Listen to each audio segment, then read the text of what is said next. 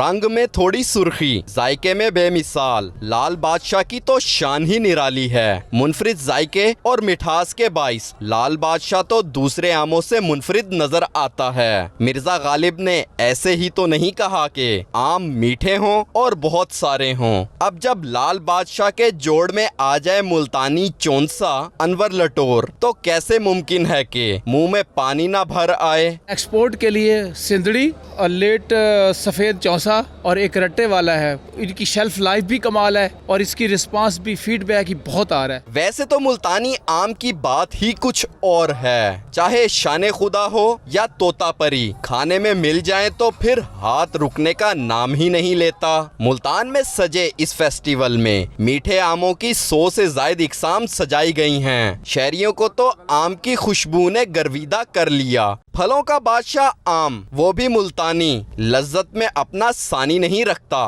वक्त के साथ आम की ऐसी इकसाम भी मुतारिफ करवा दी गई हैं जो मौसम सरमा में फल देती हैं। मुल्तानी आम अपने मुनफिज जायके और मिठास के बाइस दुनिया में अपनी पहचान कायम किए हुए है। कैमरामैन मेहताब हैदर के साथ सरमद अली, 92 न्यूज़ मुल्तान।